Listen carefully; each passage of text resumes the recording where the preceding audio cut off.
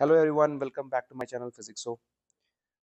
सो आज हम लोग सीटीक्यू सीरीज में एक नया क्वेश्चन लेकर के आए हैं। So let's start the question. Question is find the moment of inertia of the system of particles about a given axis as shown in figure. तो ये सिस्टम में चार पॉइंट मासेस दिए हुए हैं। दो जो हैं वो m मास के हैं और जो दो हैं वो 2m मास का है। ओके, और ये जो सेपरेशन है आपस में, ये एक रेक्टेंगुलर मैंने एक शेप दिया है और इसे कॉर्नर पे रखा है चारों मासेस को। लेंथ और विड्थ जो है वो a और b दिया हुआ है। So axis is this and we have to calculate the moment of inertia about this axis. Okay, so let's proceed with the solution. See the diagram is this and एक चीज तो मैं बोल सकता हूँ कि ये जो दो पॉइंट मासेस हैं वो खुद पड़े हुए हैं एक्सिस पे। तो एक्सिस पर पड़े हुए हैं तो मोमेंट ऑफ इनर्शिया इनका तो नहीं आने वाला, मतलब जीरो होगा, क्योंकि r परपेंडिकुलर जीरो है, राइट। सो आई कैन से moment of inertia of the two particles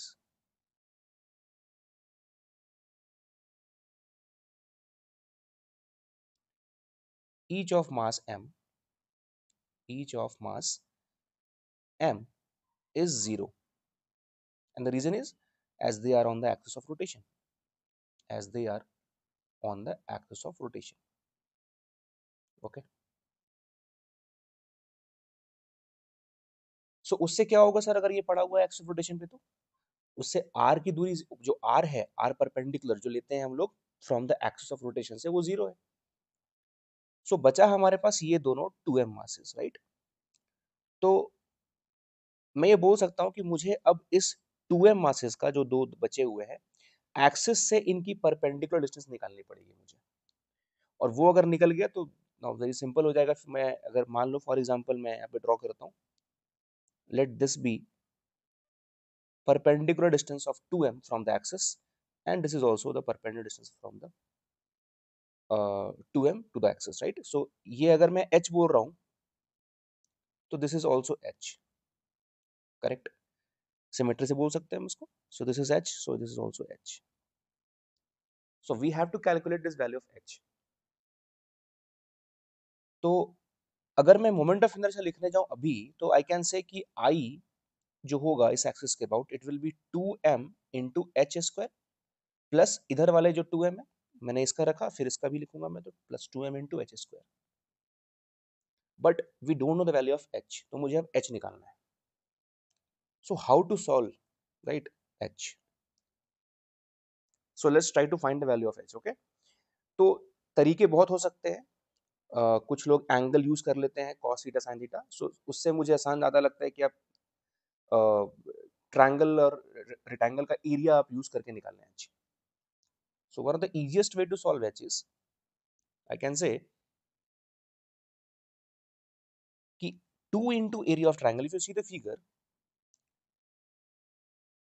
यहाँ पे अगर मैं ये दो ट्रायंगल देखूं तो ये दो ट्रायंगल का अगर मैं एरिया लूं, ये ट्रायंगल है और एक ट्रायंगल ये है हमारे पास। Okay, this one and this one. So ये दोनों ट्रायंगल का अगर मैं एरिया ऐड कर दूंगा तो मुझे पूरा रेक्टेंगल का एरिया मिल जाएगा, right. So I am using the property of area.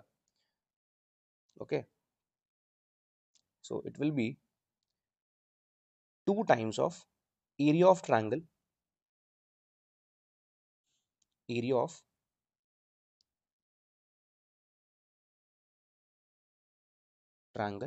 And this is equals to area of rectangle.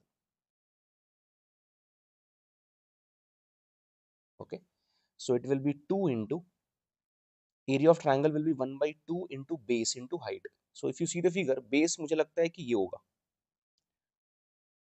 ये जो लेंथ है this is base and this will be a square plus b square. Okay, so इस triangle के लिए ये अगर height है तो this one will be the base, right?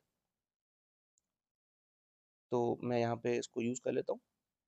it will be 1 by 2 into base will be root of a square plus b square into h. Okay, and this is equals to area of rectangle a into b. Okay, so from here I can say 2 and 2 will get cancelled. The value of h will be equals to ab upon root of a square plus b square. Fine. So ये हमने h निकाल लिया, फिर कुछ बचा नहीं सवाल में, we can use directly this h and finally I can get the value of i is equals to 2 में पहले मल्टीप्लाई करता हूँ क्योंकि दोनों की वैल्यू सेम ही आएगी। So it will be 2m into h square, और ये हो जाएगा a square b square divide by a square plus b square.